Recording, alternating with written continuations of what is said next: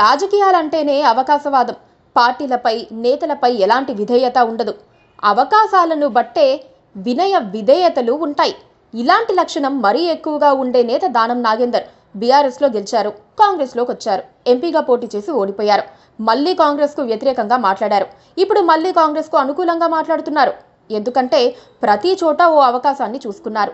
ఆ అవకాశం మంత్రి పదవి. తనకు మంత్రి పదవి కోసం మరో ఛాన్స్ ఉందని ఇప్పుడు బీఆర్ఎస్కు వ్యతిరేకంగా, రేవంత్కు అనుకూలంగా మాట్లాడుతున్నారు. మంత్రి పదవిపై దానం నాగేందర్ మరోసారి గురిపెట్టారు. నిన్న మొన్నటి దాకా కాంగ్రెస్ పార్టీ కార్యక్రమాల్లో కూడా పాల్గొనని ఆయన హైడ్రా సహా వివిధ అంశాలపై వ్యతిరేక వ్యాఖ్యలు చేస్తూ వచ్చారు. కేసీఆర్, కేటీఆర్కు అనుకూలంగా మాట్లాడుతున్నారు. కానీ హఠాత్తుగా ప్లేటు ఫిరాయించారు. మళ్లీ కాంగ్రెస్ పార్టీ తరపున బీఆర్ఎస్కు సవాళ్లు విసురుతున్నారు. జూబ్లీహిల్స్లో కాంగ్రెస్ను గెలిపిస్తానని అంటున్నారు. రేవంత్తో పాటు ఢిల్లీ వెళ్లి లాబింగ్ చేసుకున్నారు. జూబ్లీహిల్స్ ఉప ఎన్నిక బాధ్యతను తాను తీసుకుంటానని, గెలిపిస్తానని, మంత్రి పదవి ఇవ్వాలని ఆయన ప్రతిపాదన పెట్టారు. దానం నాగేందర్కు జూబ్లీహిల్స్ నియోజకవర్గంలో పట్టుంది. గతంలో ఆయన జూబ్లీహిల్స్ నుంచే పోటీ చేయాలనుకున్నారు. కానీ పీజేఆర్ తనయుడు విష్ణువర్ధన్ రెడ్డి జూబ్లీహిల్స్ నుంచి పోటీ చేయడంతో ఖైరతాబాద్ నుంచి పోటీ చేస్తూ వస్తున్నారు. దానం నాగేందర్కు జూబ్లీహిల్స్లో అనుచరగణం ఉంది. అందుకే ఈ ఉప ఎన్నికను మంత్రి పదవి కోసం అడ్వాంటేజ్గా తీసుకోవాలని నిర్ణయించుకున్నట్లుగా చెబుతున్నారు. కాంగ్రెస్ పార్టీకి జూబ్లీహిల్స్ ఉప ఎన్నిక అత్యంత ప్రతిష్టాత్మకం. ప్రభుత్వంపై ప్రజల్లో నమ్మకం తగ్గలేదని నిరూపించుకోవటమే కాదు, బీఆర్ఎస్ పని అయిపోయిందని తేల్చేలా ఉప ఎన్నిక ఫలితాన్ని సాధించాల్సి ఉంది.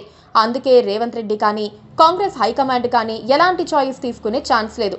పార్టీ అధ్యక్షుడు మల్లికార్జున్ ఖర్గే కూడా జూబ్లీహిల్స్ ఎన్నికను చాలా సీరియస్గా తీసుకున్నారు. గెలిచి తీరాల్సిందేనని దిశానిర్దేశం చేశారు.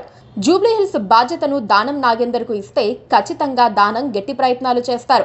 సికింద్రాబాద్ పార్లమెంటు నియోజకవర్గంలో గెలుపు దగ్గరకు వచ్చినప్పటికీ ఓడిపోయిన దానం ఇప్పుడు జూబ్లీహిల్స్ ఛాన్స్ను వదులుకునే అవకాశం లేదు.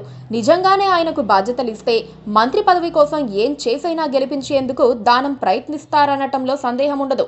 కానీ ఆయనకు గెలిచిన తర్వాత మంత్రి పదవి ఇస్తారా లేదా అన్నది సందేహం. ఎందుకంటే భువనగిరి పార్లమెంటు సీటును గెలిపిస్తే మంత్రి పదవి ఇస్తామని రాజగోపాల్ రెడ్డికి హామీ ఇచ్చి హ్యాండ్ ఇచ్చారు.